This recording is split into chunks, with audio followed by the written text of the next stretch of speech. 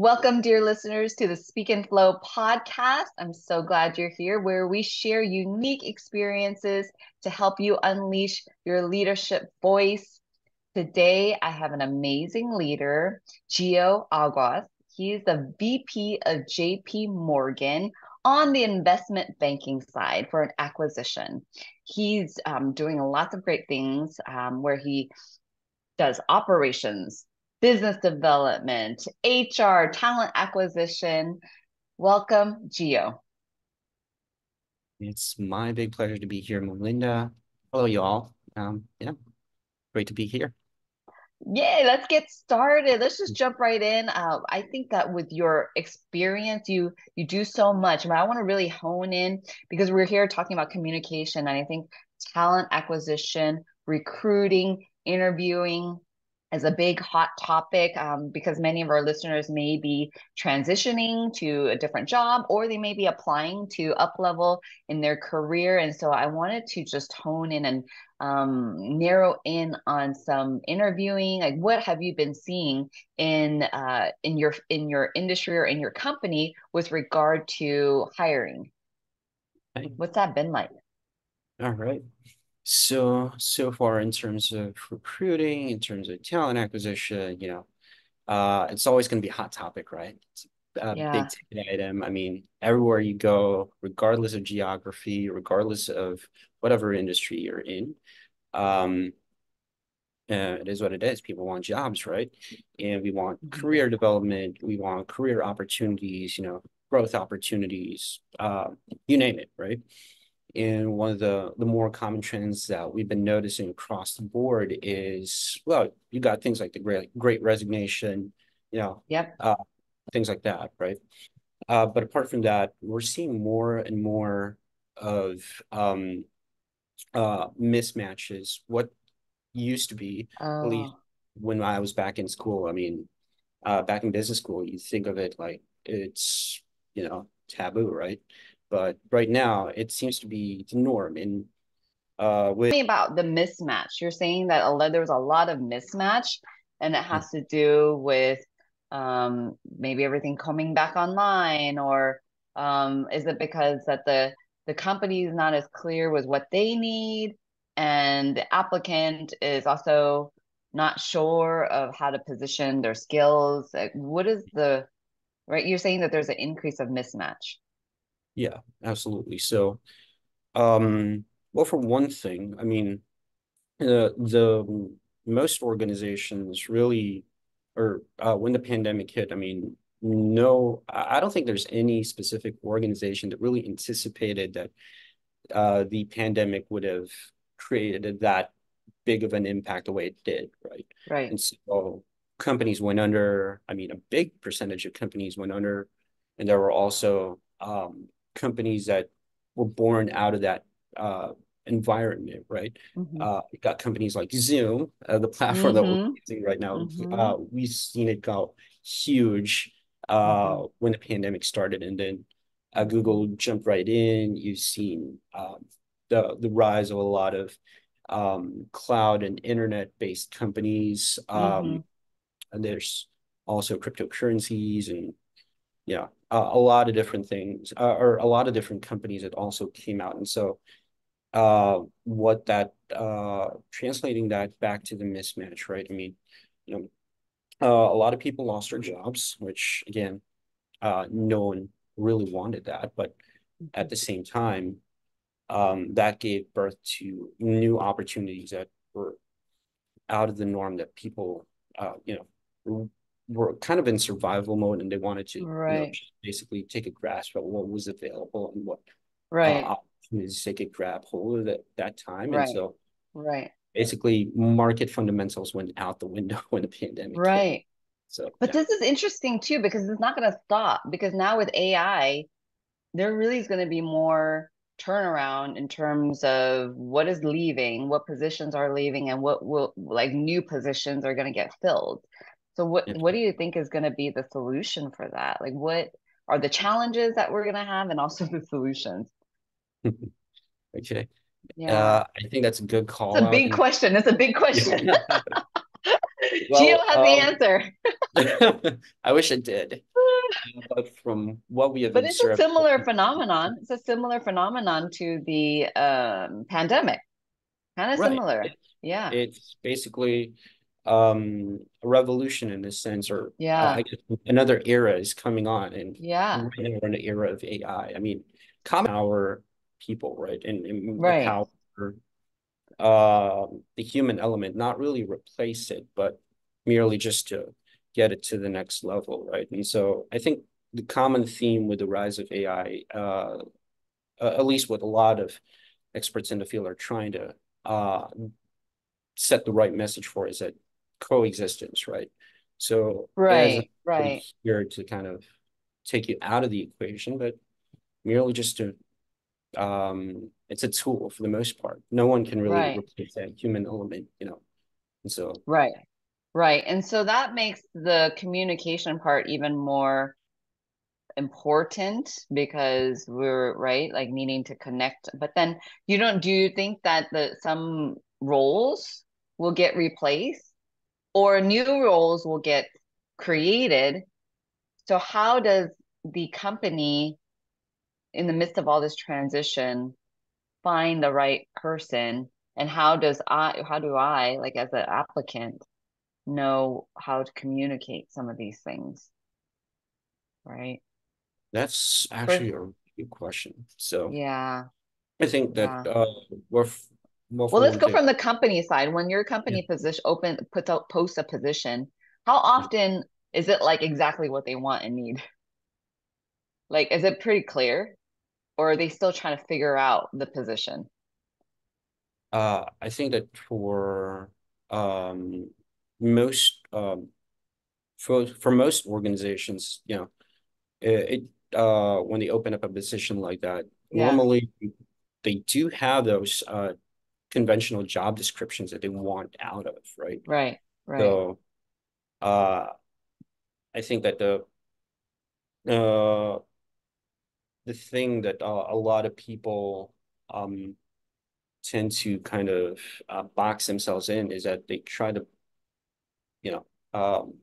box themselves within that description that they see on their screens, right? Uh-huh, Thing uh-huh. is, I perfectly support that. The way to go around it is use using what you see on the screen, uh, what you see as a job description. How can you elevate that, and how can you kind of assimilate the value that you could contribute?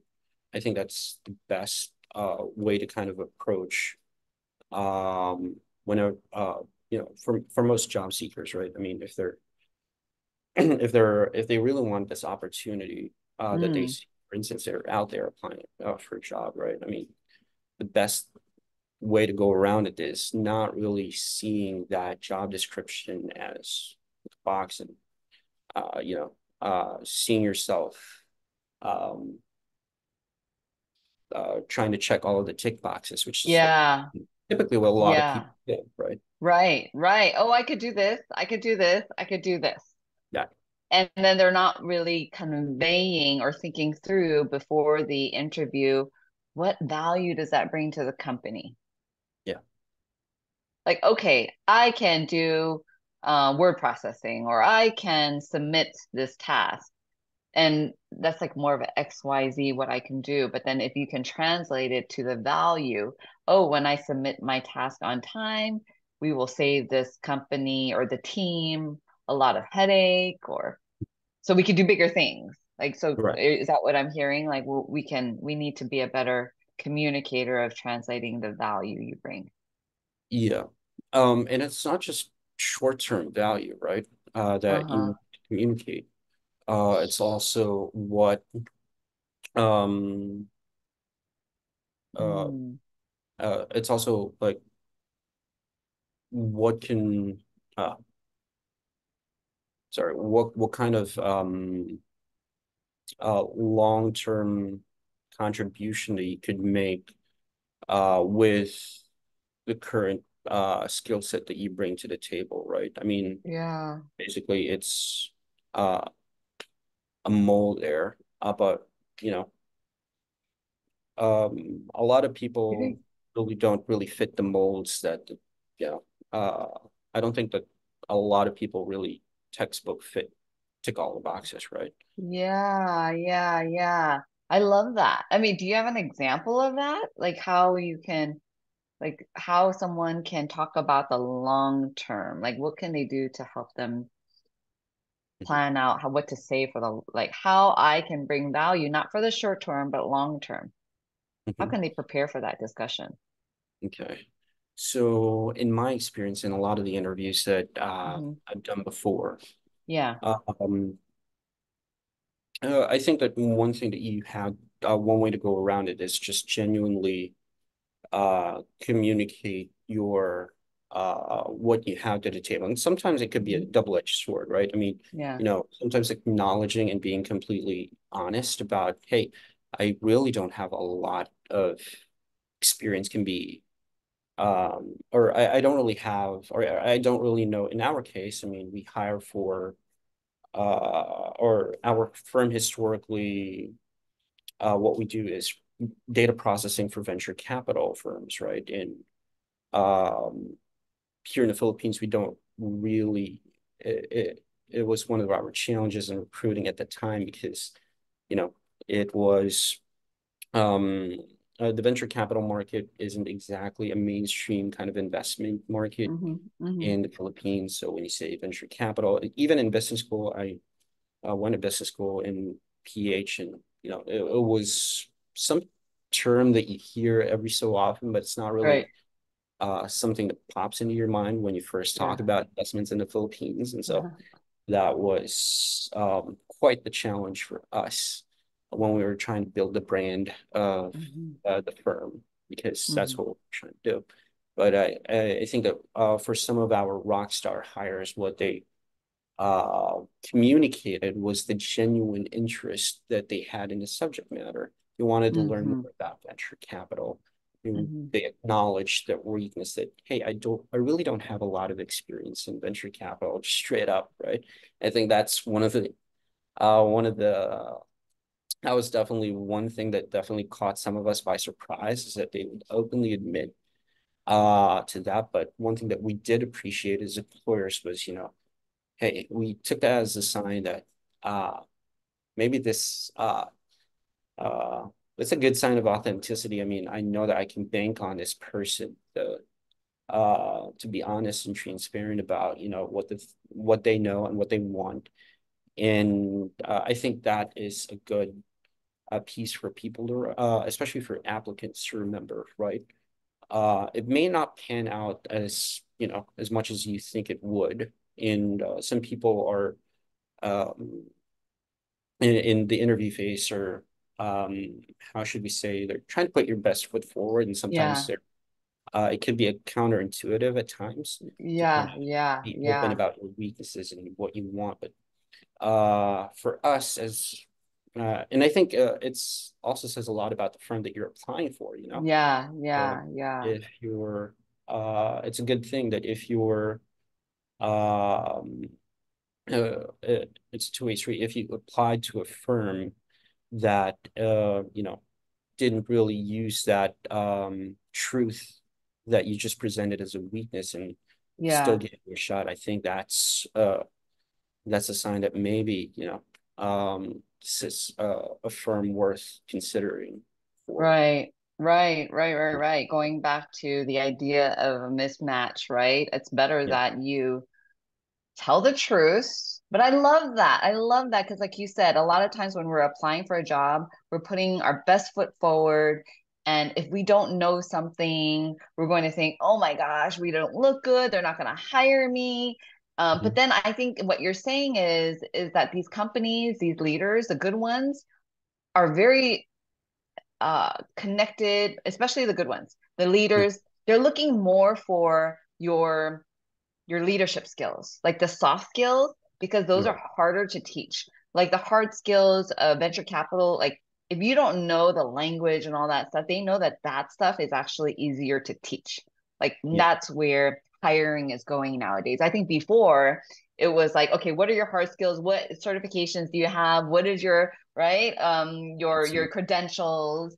But nowadays, the leaders, the good ones, I think are more aware that all those hard skills and that knowledge, it's great if you have it, but mhm, don't just because you don't doesn't mean you're out for the job. And it's better that you're just being authentic, and it's better that you just say, hey, I don't know a lot about this, but I do. Maybe you could show your leadership skills. I've demonstrated in the past that even if I didn't know it all, I'll stay up late, I'll work really hard to learn it, I'll ask the right questions. Like, so mhm. demonstrating your passion and your authenticity to, so it's like both your passion and work ethic to learn it, and also like the honesty that I don't know a lot, but then at least you're sharing with that leader or the interviewer or your future manager. You're honest, and then like you said, if they don't appreciate it, then maybe that's not a good fit. If you can't be honest at the Exactly. interview. Right. And I Yeah, think that if you take a look at it from a big picture point of view, I mean, employers, if you talk about the approaches that they used to yeah, adapt before, very conventional, right? I mean, yeah, I think it's a good thing that a lot of employers now have gravitated towards that, yeah, and it shows a yeah, lot of maturity in the workplace that, yeah, yeah.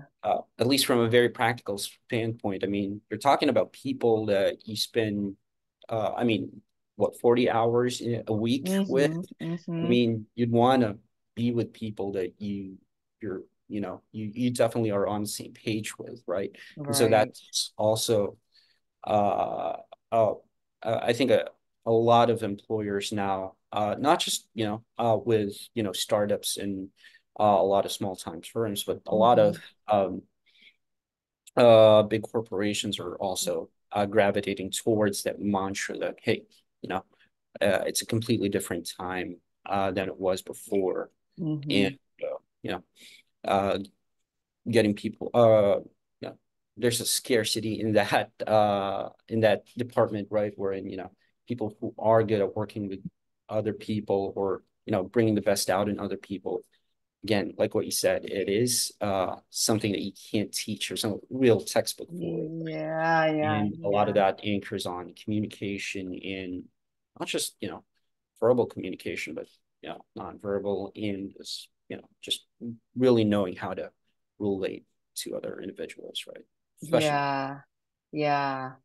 That's awesome. I'm so glad to hear that. I'm so glad to hear that we are evolving, organizations are evolving toward that. And Yeah. finding that, yeah, the human component is more important, or it is just as important as the hard skills. Um, and going back to how can a person demonstrate or show that I can be of value for the long term? One idea I'm thinking of having is before you go into your interview, looking at the values of the company and Mhm. maybe even seeing where the projects are, where some of their big clients are, and then just showing examples of how you can add value to some of the clients in the future, not Right. just today. Does that help? Would that be good?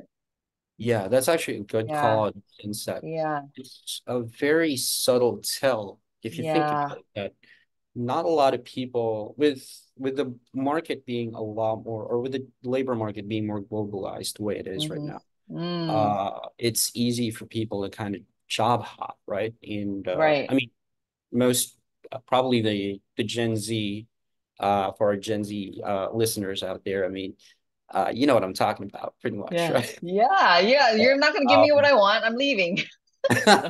I don't know. I don't right. know. I'm just making that up. What do you mean by?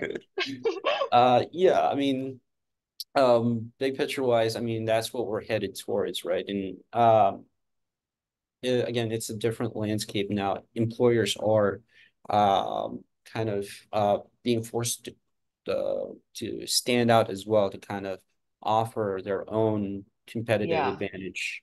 And Yeah. so I think that's also one thing that um in terms of going back to like the communication bit, right, on long-term value, what you talked about. Let me kind of gather my thoughts here, if you don't mind. Okay. Take your time. Um,